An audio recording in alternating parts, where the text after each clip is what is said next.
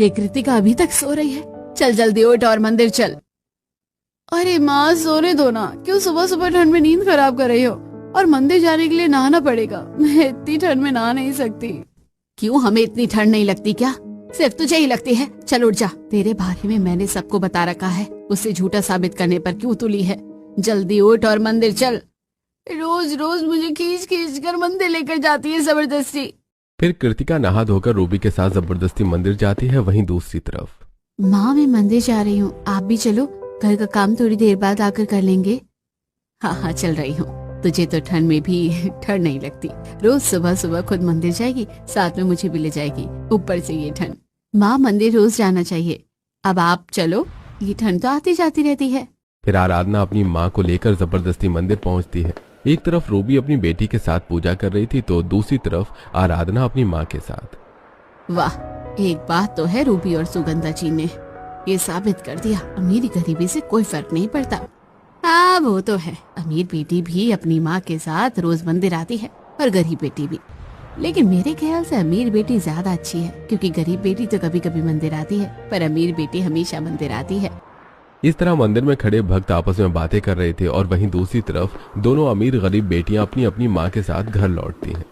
चलो मंदिर में पूजा अच्छी तरह से हो गई माँ, अब आप आराम करो, मैं जाकर सबके लिए नाश्ता बना देती हूँ। अरे लेकिन इतनी ठंड में तू अकेले सबके लिए कैसे बनाएगी नाश्ता? ठंड है तो क्या हो गया माँ, मैं काम करूंगी तो चलेगा, लेकिन इस उम्र में अगर आप जमीन पर बैठकर चूल्हे पर काम करेगी और फिर अगर आपकी तबीयत खराब हो गई तो? हमारे पास इतने पैसे भी नहीं है कि हम डॉक्टर को बुला सके, इसलिए आप आराम कीजिए, मैं काम करती हूँ। इस तरह गरीब बेटी अपनी माँ को काम करने से मना कर खुद काम करती है। वहीं दूसरी तरफ अमीर बेटी कृतिका। माँ मैं अपनी दोस्तों के साथ बाहर जा रही हूँ, रात को देर से आऊंगी। अरे लेकिन क्यों क्यों, अभी कल रात को भी तू देर से रात घर आई थी, फिर आज क्यों?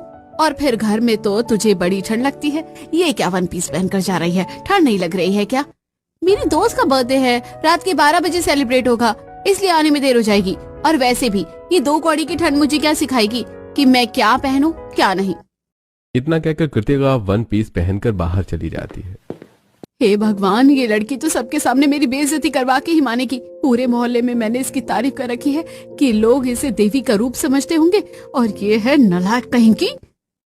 इस तरह अमीर माँ अपनी बेटी से परेशान, दूसरी तरफ गरीब माँ ठंड और अपनी गरीबी से परेशान। वहीं शाम को अरे आ गई रूबी बहन, आप आज इतनी लेट क्यों आई हैं?